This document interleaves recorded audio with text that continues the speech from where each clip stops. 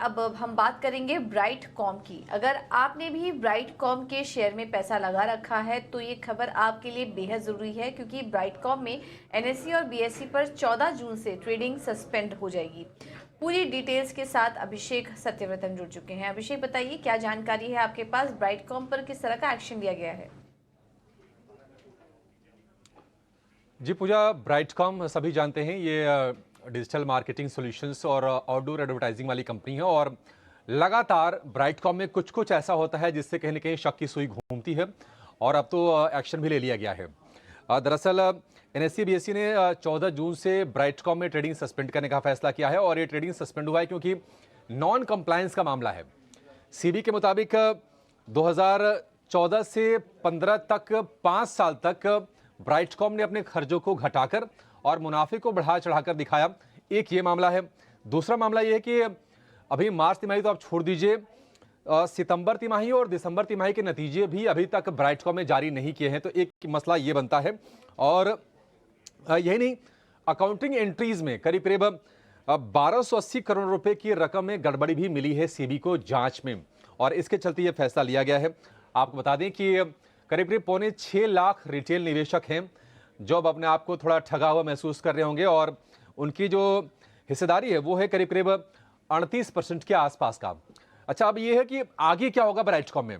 दरअसल सीबी के master circular के पालन तक ये ट्रेडिंग सस्पेंशन जारी रहेगा, और 11 जुलाई 2023 को सीबी ने मास्टर सर्कुलर जारी किया था, जो कि रिजल्ट जारी करने को लेकर होता है। यही नहीं, अब सस्पेंशन के 15 दिन के बाद ट्रेड फॉर ट्रेड बेसिस पर इस शेयर में ट्रेडिंग होगी, और हफ्ते के पहले दिन सिर्फ 6 महीने तक हर हफ्ते के पहले दिन इसमें ट्रेडिंग होगी। तो थोड़ी सी दिक्कत की बात है, क्योंकि अब तो शायद ये शेयर जो है लगातार लोअर सर्किट भी यहां से दिखाता रहेगा।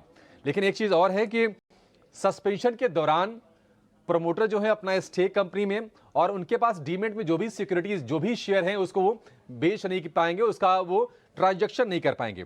अच्छा, ब्राइटकॉम ग्रुप ने सफाई भी दी है। उन्होंने कहा है कि एनएसई की ट्रेडिंग सस्पेंशन से बचने का पूरा भरोसा है, और कंपनी पूरी कोशिश कर रही है, इस पर काम चल रहा है कि 11 जून तक नतीजे को जारी कर दिया जाए, कम से कम दूसरी और तीसरी तिमाही के।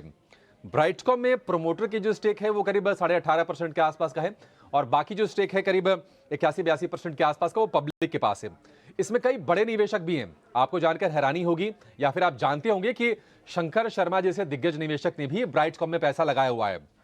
ग्लोबल फंड है वैनगार्ड, उनके 2 फंड्स के जरिए करीब करीब 2.25% के आसपास की हिस्सेदारी है। एलजीओएफ ग्लोबल की करीब 2.5% की, शंकर शर्मा की 1% से ज्यादा की, और सुब्रत साहा की इसमें 2% के आसपास की हिस्सेदारी है।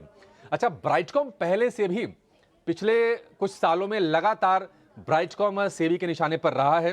दरअसल लिस्टिंग नियमों के उल्लंघन और नॉन कंप्लायंस के चलते सेबी के रडार पर रहा है।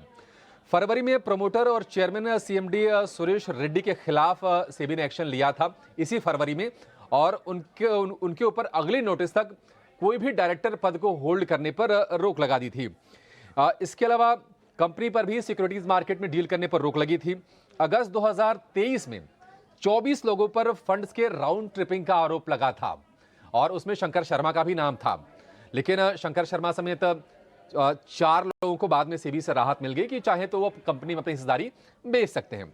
अक्टूबर 2022 में FY19 से लेकर FY21 तक जो पूंजी जुटाई गई थी उसको लेकर शिकायतें मिली, और कंपनी से जुड़ी एंटिटीज को प्रेफरेंशियल इशू किया गया था, और जुटाई गई पूंजी को सब्सिडरीज को लोन के तौर पर दिया गया था।